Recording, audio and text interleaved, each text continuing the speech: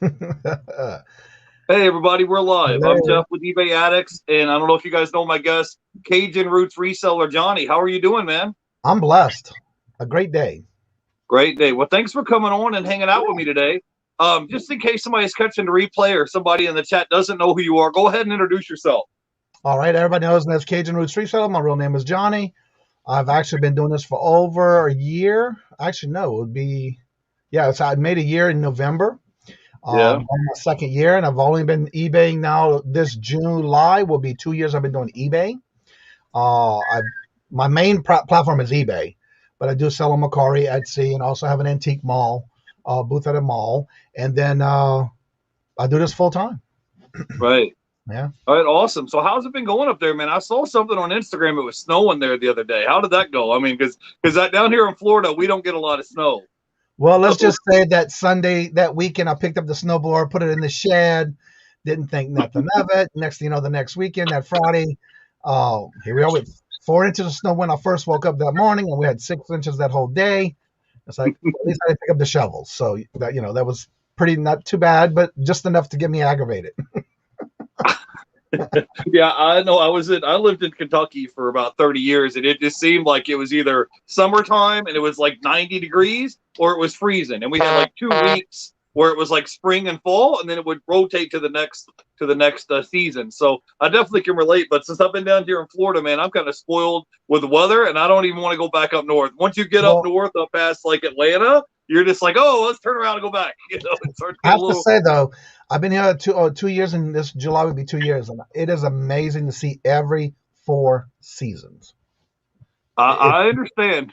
I breathtaking. understand for sure. But I'll tell you what, I'll trade you, and I'll decorate a palm tree, and you can decorate a Christmas tree. How does that sound? So, Okay. anyways, let me say hello to a few people in the chat. I wanted to say hello to Wendy. She says, "Wow, two of my favorite people. Hey, Jeff and Johnny. Thank you guys for coming out and hanging out with us. Hey, Yeah. Wendy. I wanted to say hello to Brittany. All bossed up says, hey, everyone. And Wendy, yeah, I got your email on Instagram. What you want to do? That I did this thing last week where I bid on this auction on high bid. And you just go on this little website, and then if there's something in particular that you want to bid on, you can bid on this auction. So Mm-hmm. I think by the time I paid my all my fees and taxes and everything, my bid came to about $97, and I got about probably 400 to 500 items. So what you want to do is once you get onto the website here on high bid, you Mm-hmm. type in whatever you're looking for. So Right. let's say if I type in DVDs, I'm going to type in DVDs, and then I'm going to type in my zip code, right? And Mm-hmm. once you get to that screen, it'll show you everything that pertains to whatever it is that you're looking at. So I just typed in DVDs, and you can see on my screen, it popped up little DVD auctions and a DVD player. And Right. then the good thing about high bid is that when you're bidding against somebody on high bid, usually 9 times out of 10, it's only people in your local area. So it's not like eBay where you're bidding against, 500 or 1,000 people. And then, Right. well, if I could get this thing to load, what I was going to show you is if you see here at the bottom of the screen, it shows you a photo of what you're bidding on. And then at the Uh-huh. bottom, if you have any issues, it'll show you at the bottom of the screen. See, I don't know if you can try to get my screen to focus, but at the bottom of the screen, it gives you the address. This one is through Accelerated Listing LLC. It's an auction company. And then it gives you the date of when the auction begins and when it ends. And it gives you the address and location of where it's located at. So some of Uh-huh. the auctions they'll ship to you, but then some of them you have to just go there and pick them up in person. And those are the ones that I like because, you know, you have lower competition, so the auction's going to end at a lower price. Right. So yeah, I'll send you the link after the live stream so you can go by and check it out. I wanted to say Cool. hey to the Thrifty Junker is here, Yeah. so we're doing a working hangout today. So I'll show you guys. I got this big box in the mail, so I ordered Some Reynolds I wrap. ordered yeah, it's in free. It says Reynolds wrap box, but I ordered about 400 CDs in the mail off eBay. Oh So what wow. I've been doing lately is I've been buying big bulk lots of Mm-hmm. items. Basically, you're buying them at wholesale prices, and then you're going to chop them up and then sell them off individually. So Oh I got wow. 2 boxes that just came in the mail, and I paid $189 for 2 boxes.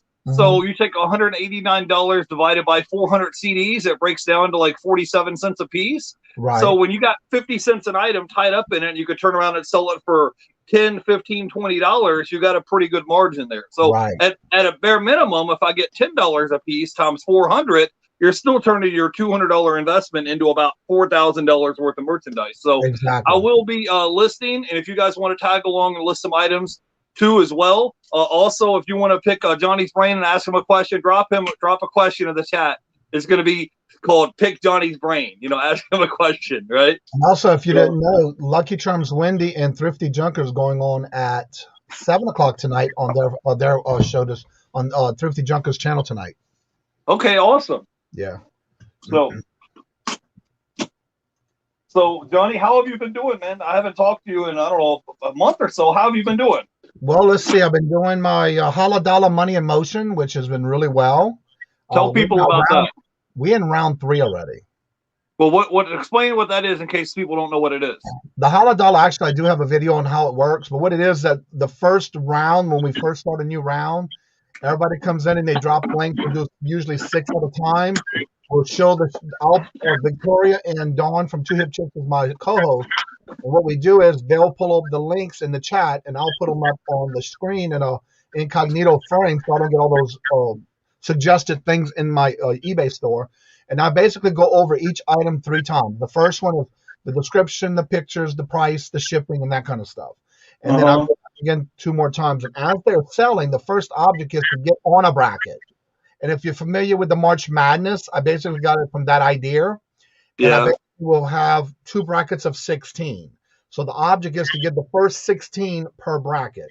Once we fill up the both brackets of 16, then each one of those will be paired into 2. So each 16 will be broken down into who goes on to the next 8. And then from the 8, we go down to the 4, and then from 4 to 2, and then 2 to 1.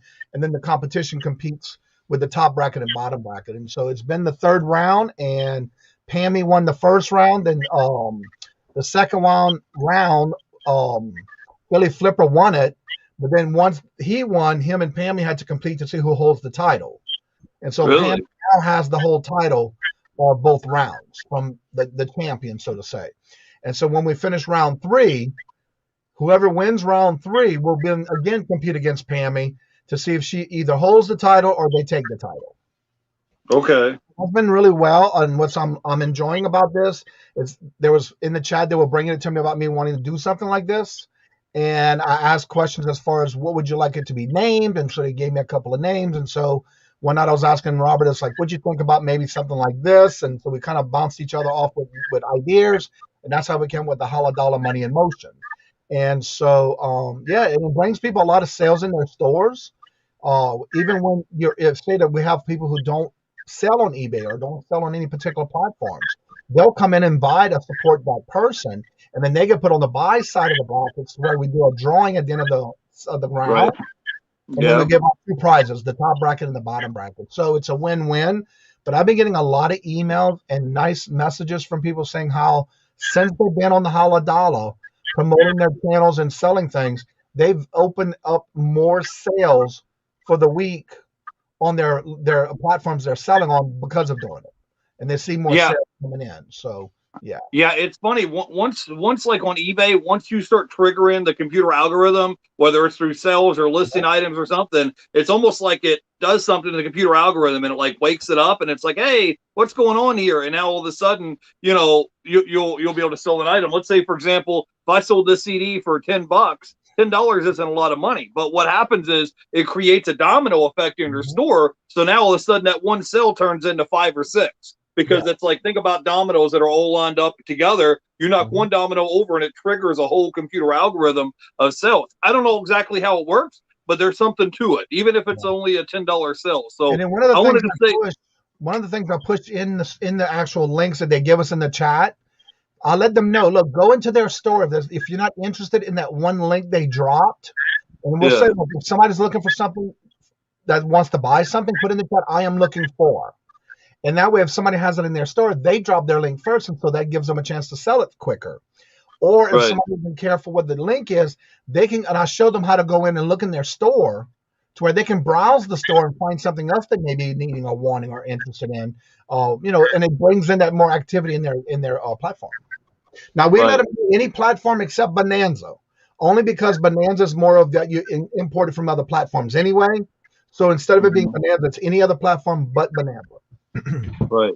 I wanted to say hey to Art Vandalay is in the chat, and we have Thrifty Junker is here.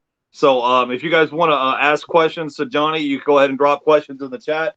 I'm going to be hanging out listing today. So if you guys see me looking down at my phone, I'm listing items. I'm not ignoring you guys. I'm just listing. I'm going to turn the arrow and I'll be right back. Yeah. I even had 40 drafts and 18 of the drafts ready to go, just to have things ready to list. So yeah, that's what I've been working on today, and I got my video up. I had all my thumbnails done for the week, and so I got all that done this morning. So I've been I ended at about 2 o'clock. I even took a break this morning, took a little nap, watched a little TV, watched a little whatever, and watched my eyelids. But yeah, it's a very productive. Right.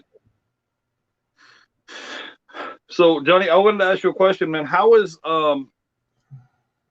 your booth going? You have an auction booth or like an antique booth as well, right? You want to talk a little bit about that? Actually, I went down from about a month or so ago. I went from 2 booths, which were 2 smaller ones, and I went to a larger one. And the last month, when I went to close out my my booth for the month, I closed out with $628 over my booth cost. Really? And how much do they charge you again to have a booth? I'm just asking in case somebody in the audience wants to know. Well, the smaller ones I was paying about $145 total for both. Now I'm only paying $190 for one larger one. Okay. Yeah, but now I have more space. I have more organized. I have more shelves around the sides of the walls and stuff like that. But mine's a nice long booth. I even did a video on it. So yeah, I need to do another video now that I've been building it up some more, and filling it up on a weekly basis. Yeah, and so if somebody is interested in maybe having a booth, you would encourage them to go ahead and try it out and get started?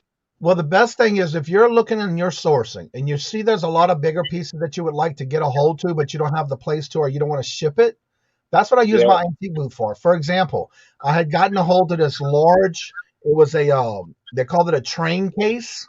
It was more of a carrying case for it's called airlines, but it was one of those sturdy, heavy cases with a little drawer in the center of it. I've even sold as an old 1945 Singer sewing machine in a wooden case. I paid $50 for it, sold it for $275. So that doesn't limit me to not buy bigger items, because sometimes some people are afraid to buy the bigger items and not want to ship it. So that's why I do that and put it in my antique booth. So I recommend anybody to try it. Dina has a booth. I know a lot of people who have booths for that reason. And it's easier to maintain. I go in weekly. I go and clean it. I dust it, organize it. Sometimes there's earrings. I have a little tree that I have earrings on. People might look at it in the mirror. They don't want it. Instead of put them back on the tree, they put it on the shelf. So that's why another reason I go every week is also to refreshen my booth, move things around, and bring new stuff. I even have a kerosene lamp getting ready to go. I have one of those lamps. I have a projector. You name it. I got all the bigger stuff going on this week. Okay, yeah, that sounds like a good idea if you have bigger, bulkier items. Right. I understand. I have some bigger, bulkier items, and I'll put them up on OfferUp or something locally just to see if they'll move. It doesn't move right away, but after over a little bit of time, it'll move. The Thrifty Junker says, I have a booth and it's doing great the last couple of months. I wanted to say hey to BK from the Rockies who stopped by. What's up, BK? And he says like, share, subscribe, and comment. So today we're doing a listing live. So I'm going to be listing a whole box of CDs today. And my guest, Kajun Roots Reseller, he decided to come in and hang out with us for a little bit today. So, man, Johnny, man, tell me what's going on with your YouTube channel lately, man. I would like to see you get to 1,000 subscribers soon, man. And it's like I'll look at it and check, and I'm like, it's here one day, and then it goes here, and then it's like back and forth, man. I have to say the best thing about it though is I'm doing it, as some people may call it, organic. I just call it day by day. It gets to the point where I'm starting to put out more videos in a week, pre-recorded. I just looked at my numbers this morning. I have like over 80 pre-recorded, and I have over 640 live update, regular uploaded live videos. And it's just a matter of being consistent. I already have over 17,000 watch hours, so the watch hours is not a problem. It's just getting those 1,000 subs, but it's working. It's getting there slowly. And even though I may lose a couple of subs here and there, of course, we do know how YouTube does the purging every week. Maybe for those that are just double subbing with other accounts and not watching the channel. But I'm still growing slowly. It'll be a year. YouTube, I just made a year in November, the November 20. So yeah, I'm only a year in what? November, December, January, February, March, April. So 5 months this month. What's today? The 28th will make a year in 4 months, 5 months that I've been doing it. So for me, I feel that it's good enough for me to grow slowly. And when I get there, but I'm not trying to push it.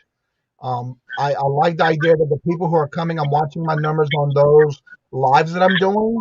I've made some more changes this week for the morning show because I'm noticing that my numbers were dropping on viewers. And so I had to make some changes. And so you have to regroup sometimes for the better. And so you do have to do things that helps your channel.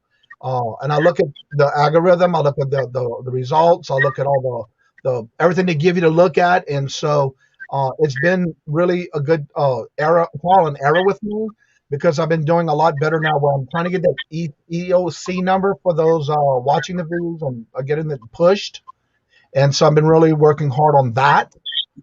And so, yeah, I've been doing a lot of pre-recorded. Like people have been asking me, why don't you do your children, your dogs and your cat? And so I already started weekly putting out videos on that. I just did another unboxing today. And everybody seems to enjoy it. I'm getting a lot of comment.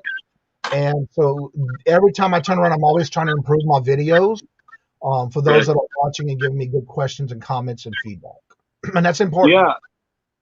Yep, I saw your video with your cats and dogs, and I saw your unboxing video today. But anyways, if you guys want to go support Cajun Roots Reseller, I have his links down below. So if you want to go follow him on YouTube and Instagram, his links are down below. So that way you can go by and support him. Also, I have his link. If you want to buy Johnny a coffee, the link is down below as well. So, you know, right. Because the thing is, when, you know, you put a lot of hours into YouTube, and since your channel isn't monetized yet, whatever you can do to help support creators, even if it's a few $5 is nothing to you, but to a creator, somebody that puts in hours and hours and hours, it's like, hey, you know, I'm being, you know, at least I can go buy a soda or something, you know. It kind of helped out a little bit. So let me say hello to the Flippin' Sports guy. He says, what's up, Johnny and Jeff? And little Debbie is in the house. She says, I love your pre-recorded videos. She says, awesome. Hey, Jeff and Johnny.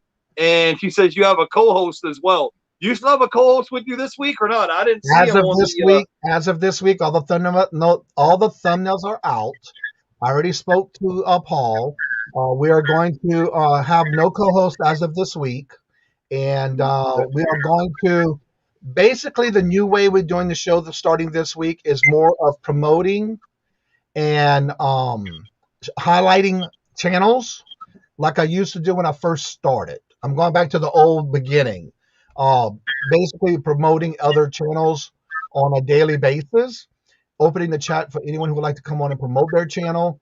Have a lot of new people who have been coming in, a little nervous about starting. And so that's going to be the new outcome of the new show this week coming. There will no longer be a co-host. It'll be more of maybe, even if somebody would be interested in wanting to become a guest co-host, we can try that as well. There's some things I'm going to talk about more in the morning on the morning show. And it's more to open it up to others who are starting out and want to give a trial at it and feel comfortable doing it. Yeah. But yeah, you know, it's funny, Johnny.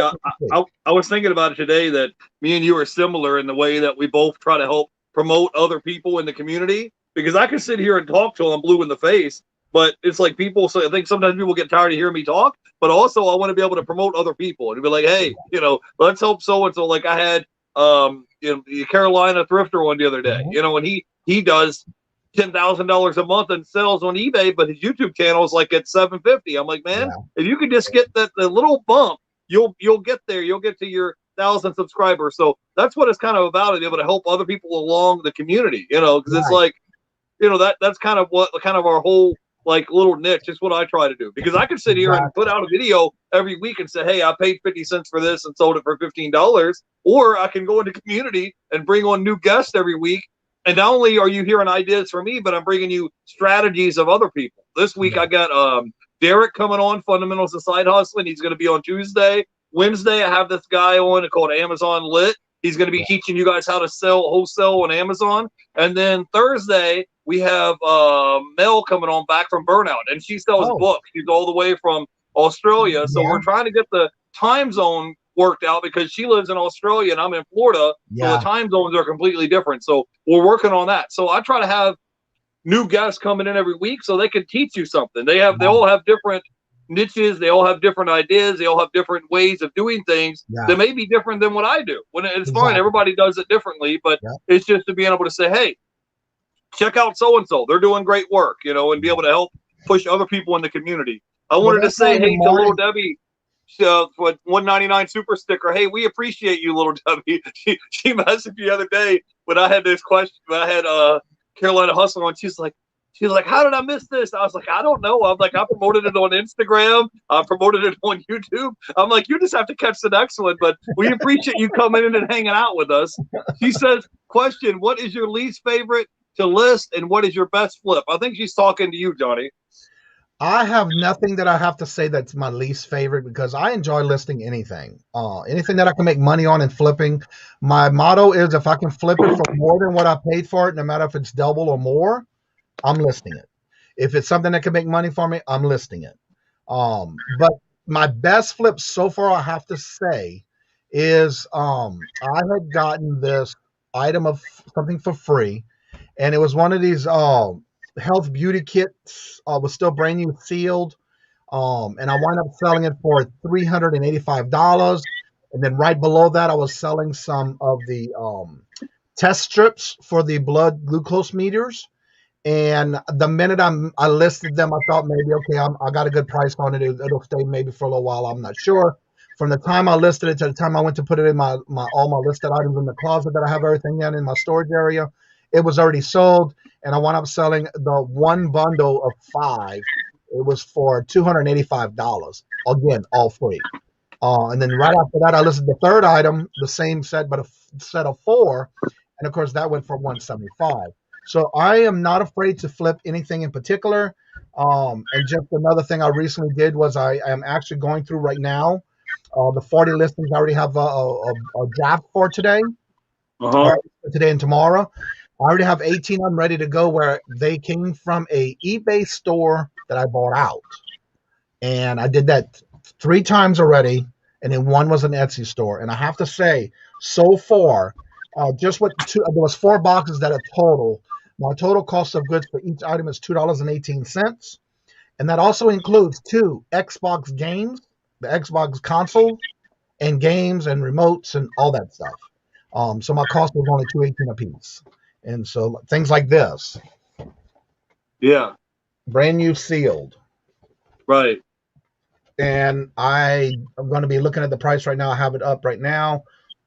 For $59.86 is the going asking price, and I only paid $2.18. And I have 3 of these. Right. So that's that. I look for bulk buys. When I do something, I'm looking for bulk buys. Is my best way to flip stuff. Yeah, I'm with you. I try to do the same thing as far as looking for big lots of merchandise. Like I said, I showed you guys last week. I bought, a whole auction of merchandise, like 400 or 500 items for $97. So when your buy cost is less than a quarter a piece, and you're like, hey, if I can sell them for $10 a piece times 400, now you're getting to the point where you're like, hey, I can turn my $97 investment into $4,000.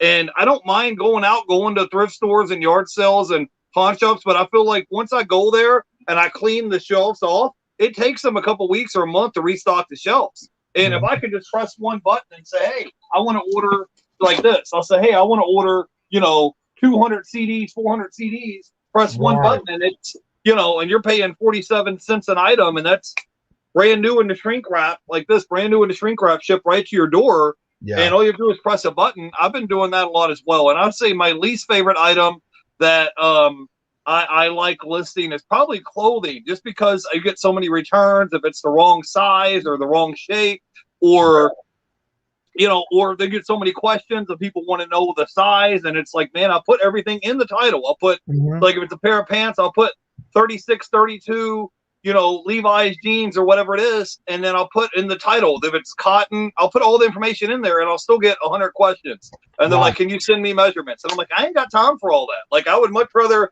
grab an item that's doing the shrink wrap, scan the barcode, list it, and it's good to go." And I'd say my highest flip I've done, I don't know, in the past 6 months or so, is I paid 50 cents for this video game, and it sold on eBay for $200. And it was just, that's what I'm talking about. When you get the idea of buying stuff in bulk, the guy's not sitting here looking at every single item and checking to see what it's going for online. They're just showing you items in bulk, and you're just like, hey, I just happened to scan the barcode, and I was like, no way, this is selling for $200, and I paid 50 cents for it.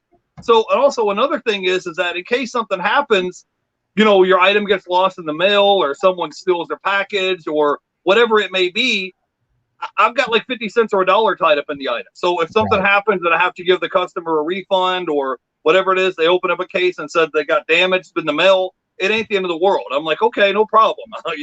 I've got 50 cents tied up in the item. I'll give them a refund. Let me say hello to a few people. We have Save Here First is in the chat. So thanks for coming by. She says, hey, eBay addicts and Cajun Roots reseller. Wendy is in the chat.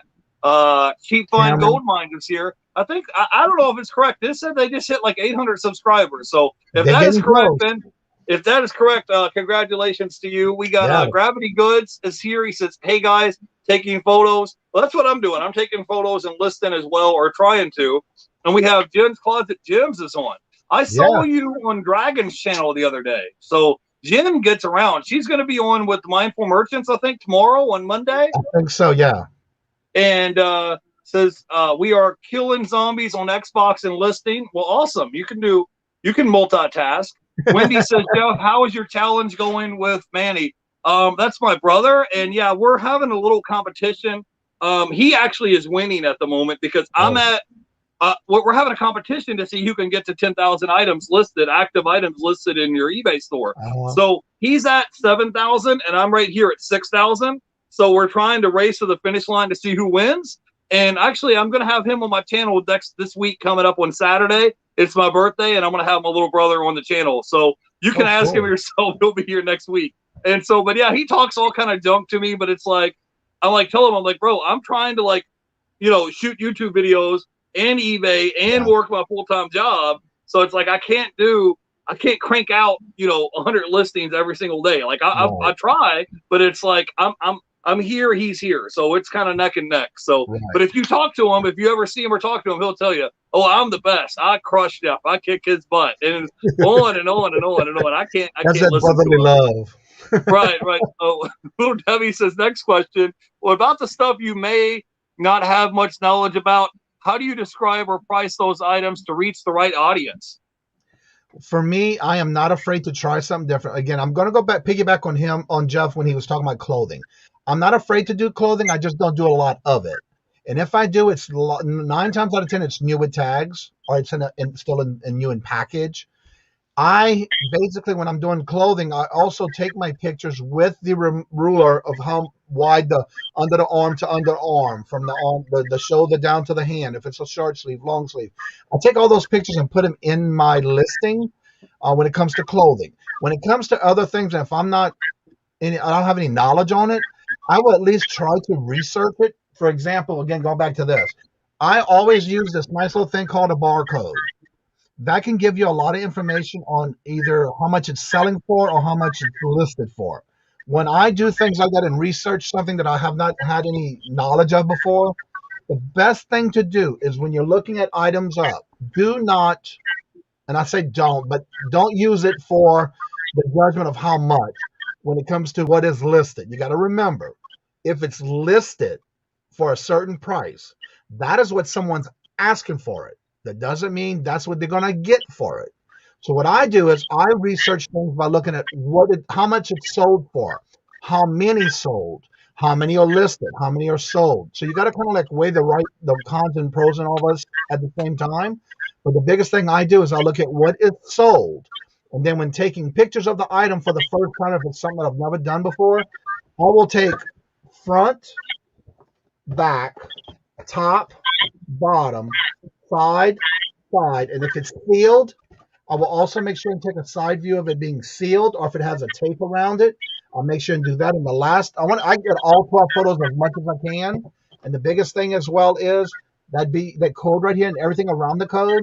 That's gonna be one of my pictures as well. So the biggest thing about that is make sure you take as many pictures as you can. I know sometimes it's not easy if it's something that is sealed, like maybe a CD or a DVD. But a lot of times you can also use the ones that they offer to you for the stock from eBay, especially when it's a new item. And that's the only thing I can say for sure is I know it's hard to say more than do, but a lot of times don't let it intimidate you when you want to try something new. Get a little bit about knowing it, learning it, scanning it, even if you're going sourcing. And that can help you in the long run to be able to get better at it. Because I don't have one specific category I sell in. I sell all across the board. Now, when I first started, I just started with what was in the house. When we moved and sourced, I sourced within what we had that we didn't touch in over 6 months, or we purged the house. So that's what gave me the beginnings of start to look for things.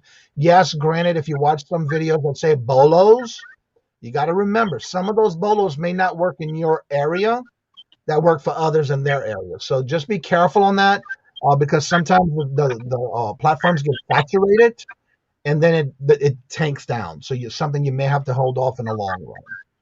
Yeah, well, guys, I would tell you whether you're listening to something you know something about or don't know something about, if it's going to take you a while to sit here and do research, put it off to the side. Like you want to crank out listings like that, like we were talking about earlier with the computer algorithm. You want to crank out listings, and if it's something, if you don't know what it is, you can take a photo of the item, and then there's a little thing right here on image scan, and you click on the little icon here where the little camera is, and then go right here and you click on the item, and you can do an image scan on eBay, and you can do research that way as well.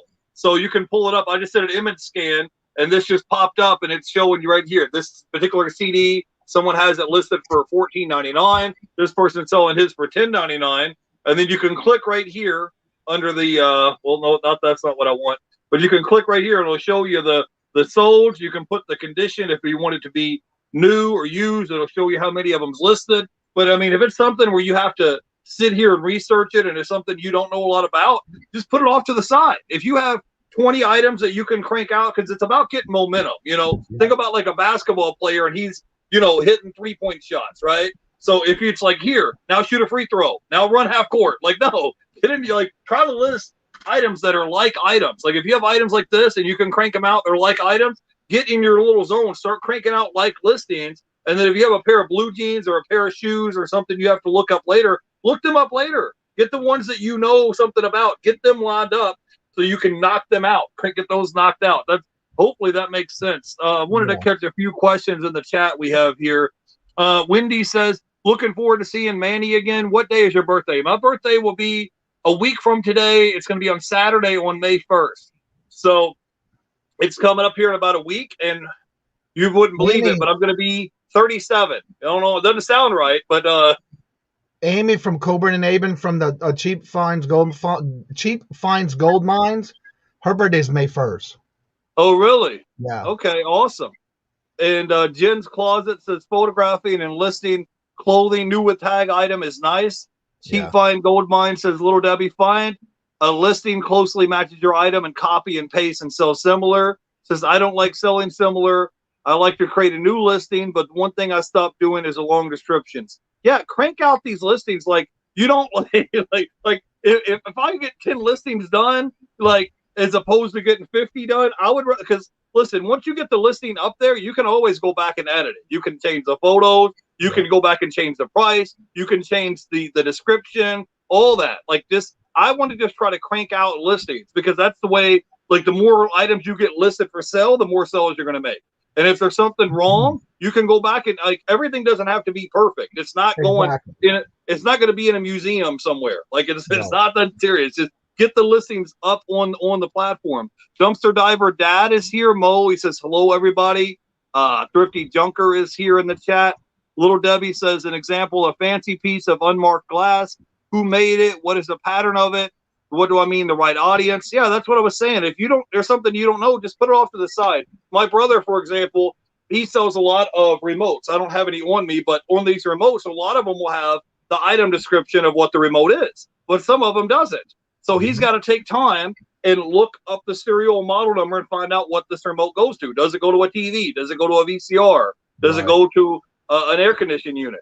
And instead of him taking 10, 15 minutes to look that item up, he just puts that into a pile off to the side and then cranks out all the listings that he has information of, because it'll tell you on the front or the back what the description is. We got Meritic 7 is here. Flippin' Sports Guy says 37. Jeff is a baby. I don't feel like it, man. I'm telling you guys. I can remember the other day when I was in college. Drew from Profit Monsters is What's up, Drew? What's up, Drew? And Little Debbie says, Jeff is a baby. Me, I'm 56. And so I appreciate it, guys. I appreciate it. But yeah, it says, what is your thought on bulk listings weekly rather than listing the same number of items each day? I think that you just being listing consistently is important. Think about if you're somebody that's going to the gym. Let's say me and Johnny both went to the gym to work out. And I went to the gym on Monday and I ran 2 miles, or 3 miles or whatever. And then I didn't go to the gym the rest of the week. And Johnny went 4 or 5 times a week. And maybe he didn't run 5 miles that one day. Maybe he did half a mile or he did a mile, and he did it spread out throughout the week. Now, at the end of the week, let's say we both got on the scale. Who do you think is going to be the most active? Who do you think is going to burn the most calories and have actually got into shape? Is it going to be me that went 1 day a week, or is it going to be Johnny that went 3-4 days a week? Exactly. So that's the way I look at it. You want to generate momentum in your eBay store. So, think about it. If you're on a basketball game or something, right? Your team gets a steal. Now you're running to the other end to shoot the basket. Well, if you only played once a week, you're going to be rusty. You're not going to be able to get the steal. You can't get the rebound and block shots and stuff. So I would try to be, if you can't do 100 a day, try to do 10 a day and spread it out over 5 days if you can, because somehow or another, the computer algorithm picks up when you're being active in your store. And it's not the total number of listings, that somehow it triggers the computer algorithm, and now all of a sudden you start making more sales. So I'm going to comment. Go ahead, Johnny. Whenever I'm only doing this because it took me a little while to get into a rhythm. When I first started, I was pushing 50, 70, 80, 90, 100 a day. I was burning myself out quick. But then I got into a rhythm where I would do at least 50 drafts, 40, 50 weekly, or a daily, whatever I can get done. And then I would work on those every day and then keep that 40, 50 at all times in my drafts, like the bank. And then that way I can go, like say I'm just sitting around doing something, or I have to get this done or whatever, and I have nothing to do at the time. And I'm just sitting there. I can go on my phone because I already have the pictures done. I already have all the basic information done. Now I'm just going back in and crossing the T's and dotting the I's. And so if you get that portion out as much as you can, then you have that opportunity to be able to list daily without having your over, like say, for example, you set a goal, you want to accomplish 100 listings a week. Well, now you're looking at the big picture. Okay, I want to do 100 a week. How many days I'm going to work during the week? How many hours am I able to put in for the week? Take that and divide that by how many days of what it is you have. Divide it up and make them into smaller goals.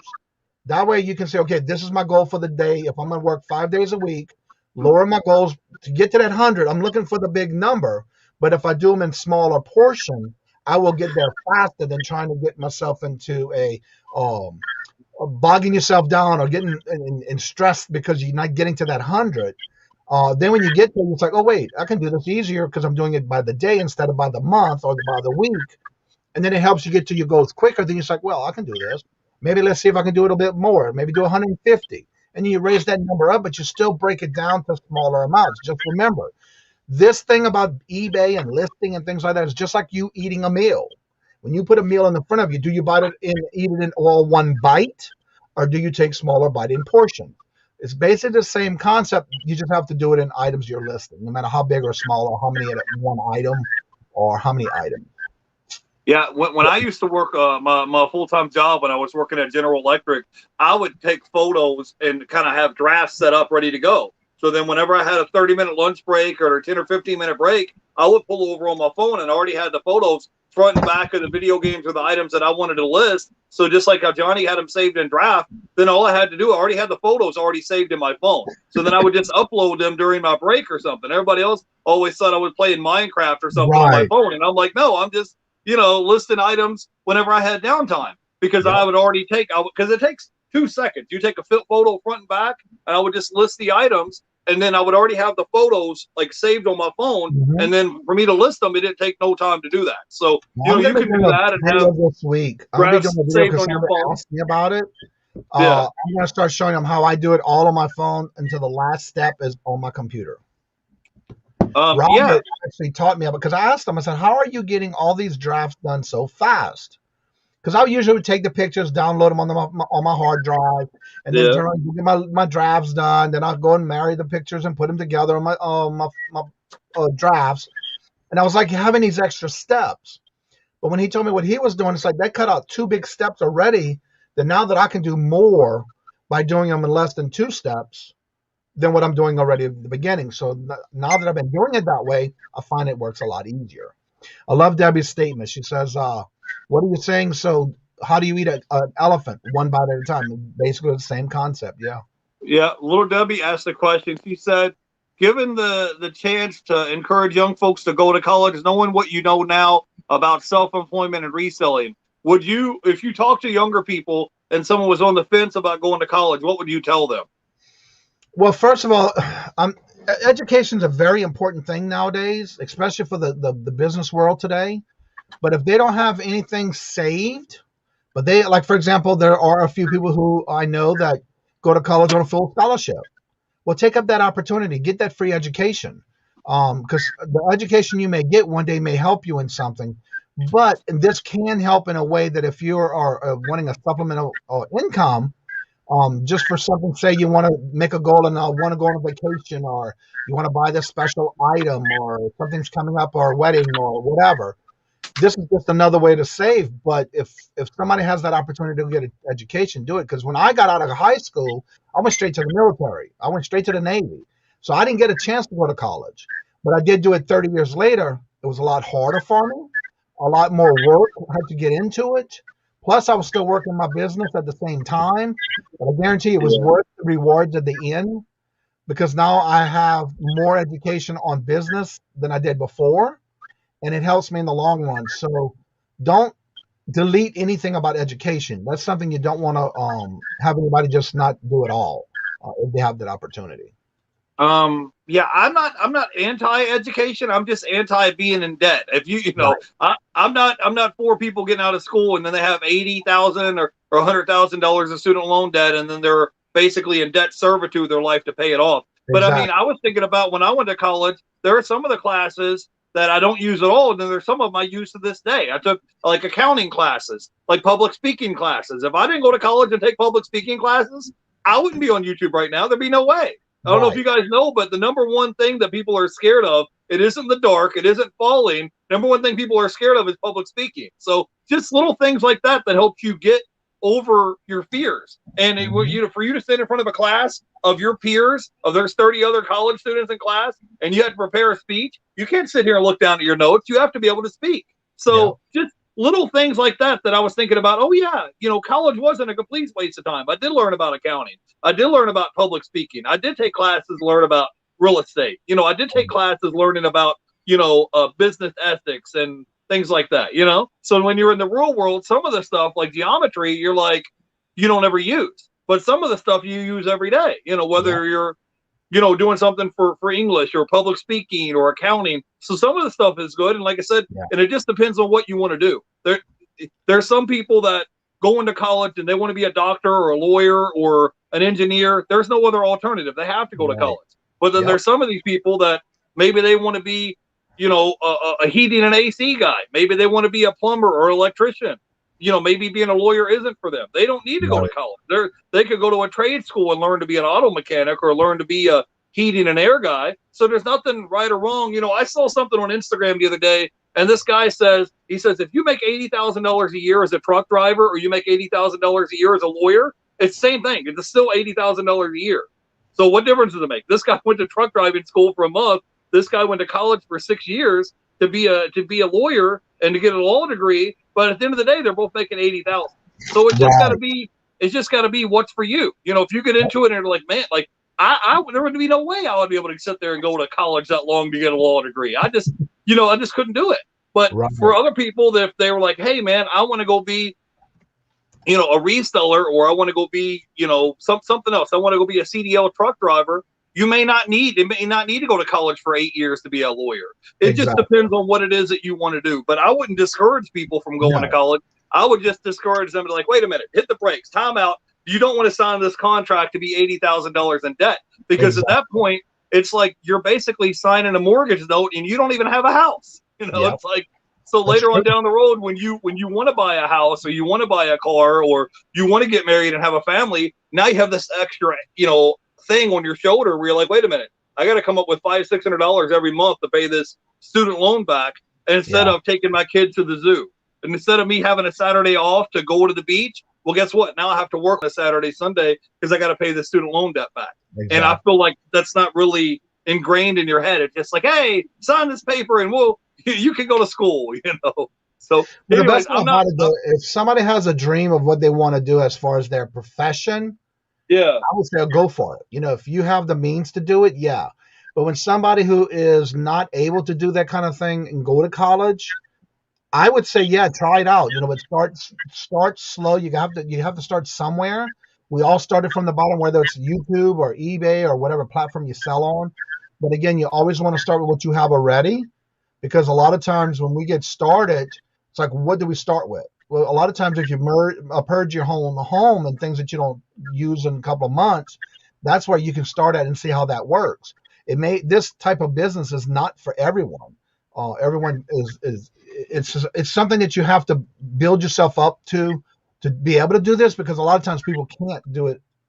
They might do it part-time, but again, they get frustrated when you may have, like in my case, I have 2,691 listings, and that's a lot of work, but that's not counting all the ones I sold.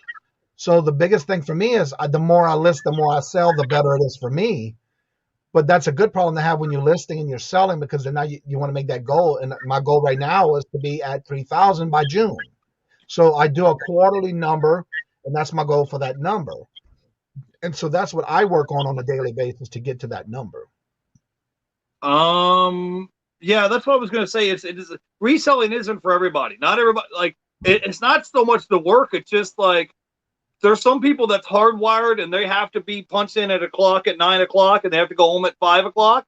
And that's the way they've been operated for 30 years. They don't know nothing no different. So it just depends on what it is that you want to do. We have a question from Little Debbie. Besides reselling, what is your favorite job? Well, my favorite job that I do right now, besides reselling, is what I do right now. I work as a medical courier. And basically, it's an app on my phone, and whenever I want to log in and work, I can work. And whenever I want to be off, I can be off. Like yesterday, for example, it was like midnight. I had the whole day free to go do whatever I wanted to go do. And I got a text message from dispatch, and I live in Tampa, and they said, hey, we just had a delivery came in going to Melbourne. Do you want to do it? I said, yeah, sure. So I drove all the way to Melbourne, and then on my way back, I picked up another box in Orlando. So I worked for 5 hours, and I made about $265.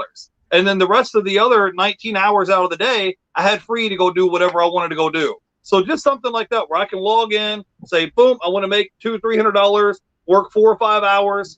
And then once my delivery is completed and I get my signature on my delivery ticket, that's it. I'm not handcuffed to working there 8 or 10 hours a day. And if I don't want to work that day, like say Saturday, my birthday's coming up and I don't want to work, I just don't log in and don't work that day. I don't have to go wait 2 weeks to get it approved to say, hey, can I have a vacation day? I'm self-employed. I'm 1099. So I like it because I have the freedom and flexibility to make up my own work schedule.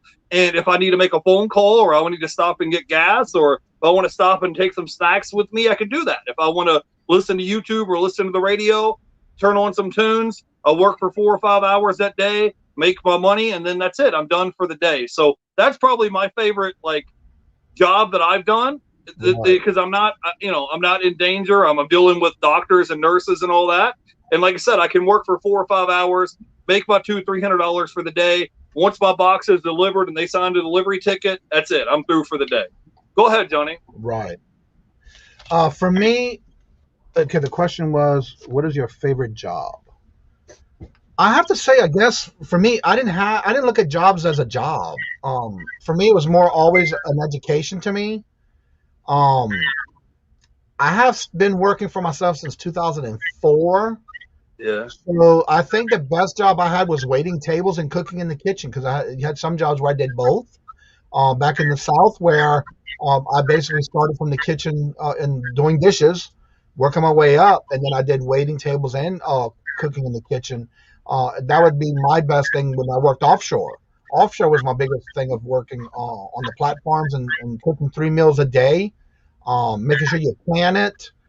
That to me was rewarding because of not only the money I was making, but the amount of meals that I was cooking for and not having any problems. Always having to go out and save other rigs with their cooks. So I'd have to say that was my best job working offshore.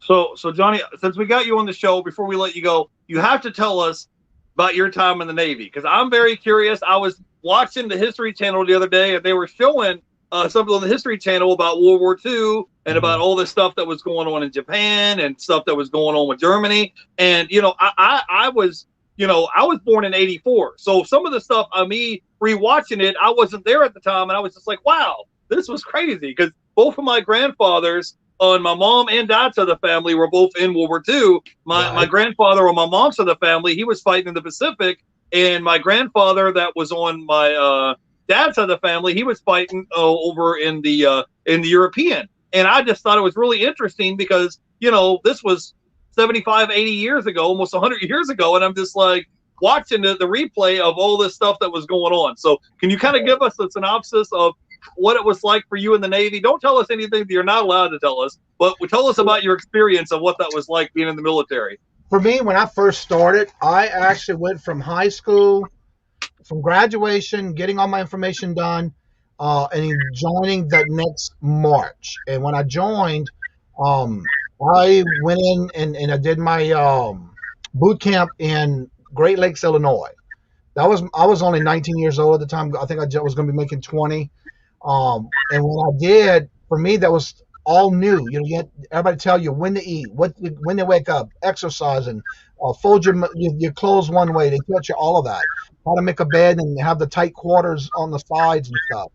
For me, that was a rewarding for me. But I actually flew after my boot camp. I went to Meridian, Mississippi for my schooling, where they paid for schooling, and that was for a legal yeoman. Well, actually, I went as a yeoman, which was they call it a paper pusher, secretary administrator job, and I enjoyed it. And then when I finished that, from the day I graduated, I had a weekend off, went to visit family, and then I went straight to the USS Saratoga in the Mediterranean Sea. And first tour was in the Mediterranean Sea, and that was right around the time before I even got out. They had the was a Desert Storm in that time area. But I stayed more on the ship for the first 6 to 8 months. And then we had to go off because we were changing our squadron at the time with Conair 18, 64s, and they were changing to F-18. So we had to come back to Jacksonville, Florida. And then my whole tour was basically transferring and learning the new things that we had to do for that. And then I went to school for a legal yeoman. And so that they sent me to Rhode Island to go to school there. And then I basically stayed the rest of my time in Jacksonville, Florida. And then basically towards the end, they even decommissioned it. I was on the USS Saratoga CV-60. It's an aircraft carrier. Well, now it is not only decommissioned. For a little while, it was as a museum, and then they tore it down. So it's completely gone. But yeah, I was stationed in Jacksonville, Florida. I got out in 1991. And I did my sea duty, then shore duty, and then got out because it was not for me. But again, it taught me a lot. To this day, I still fold my clothes. I still, when I pack a vehicle, I pack it to where there's no room when I'm done. But I guarantee you it's going to be full. And so it did teach me a lot. It taught me how to organized, the better my. Again, I was always one. Even when I was, now that I look back, I've always been organized. I've always been one of those that had to be every place where it had to be where it belongs. And for me, even with the going in the military, it even taught me more about how to keep it organized and how to think out of the box and how to do things. And so that I implemented into my eBay store when I started almost 2 years ago. So things that you want to learn, you definitely, when you learn it, you're going to keep it and you're going to put it into your business. And that's what I liked about it. It was definitely a learning experience. But yeah, I enjoyed it. I went through different countries that I never thought I would ever go to. Yeah. Well, Johnny, tell everybody where they can find you out and check you out at on YouTube and Instagram. I got your links down below. Tell them where they can come by and check you out and kind of let everybody know about what you're going to be doing this week on YouTube. All right. So every Monday through Friday at 9 a.m. Eastern is the morning show, Coffee with Kajun. This week is a whole new morning show. It's Wake Up with the Kajun, and come in and have coffee, and we'll talk about your channels, ask questions. I am more wanting to gear that morning show into showing more on how to do things when people ask. So that's what we're gearing for, and also showcasing everybody's channel when someone wants to showcase their channel and talk about it and promote it. Every Tuesday and Thursday at 3 p.m. Eastern is the $100 Money in Motion. Right now we are in round 3, which that reminds me I need to post the brackets on Facebook. And then again on Monday night, every Monday night at 5 p.m. is the Monday night bingo fun night, and it's free to play. Everybody wins a prize if they win bingo. And then on Wednesdays, I have the Hump Day Auction with the co-host Susanna's Chronicle and Miss Nancy, Miss Ivy. That's Brandon Lego Man of the Midwest's mother. They're my co-host every Wednesday. And then every other Saturday at 2 p.m. Eastern is the Royal Auction with Queen Cleopatra. Right, awesome. And I'm on Instagram, Facebook. If you go to my link tree, all my links are there. I have all the affiliate links there. You can always reach me either through email, Instagram, or on Facebook. Or just reach out to me. Right. Yep. So I have all his links are down below in the description below if you want to go follow him on Instagram and YouTube. Johnny's really close to 1,000 subscribers. I think we're gonna need like another 150 more. You'll be there. So I would like to see Johnny hit to 1,000 subscribers. So if you guys aren't subbed to him, go sub to his channel. You might learn something. You know, Jen says, thanks, Chef, for bringing Johnny on. He's a great guest. Little Debbie says, thanks, Chef, for bringing on another great interview with Johnny. Yeah, we're doing kind of a working hangout, but yeah, I kind of like Johnny because our YouTube channels are similar in a way that we're both trying to help people, you know, and Johnny could sit here all day and say, look at me, I bought this, you know, remote control helicopter for $2 and sold it for $50. But instead he's like saying, hey, you know what? Let me see if I can help other people out in the community. So we're both similar in that way. So of course I like hanging out with Johnny, but I told him that I said, hey, just give me 1 hour and I'll let you go because I know he has other stuff going on. So go by and follow Johnny Kajun Roots Reseller, and I will see you guys on Tuesday. I'm gonna have Derek will be on Fundamentals of Side Hustling. So I'll see you guys then. You guys have a great weekend. Get out there and crush it, kill it. I want people to be sending me messages saying, hey, I had for the week already. Right, yeah, right. Get out there and crush it, guys. I'll see you guys later. You guys have a great one. Bye, everybody. Later. Bye.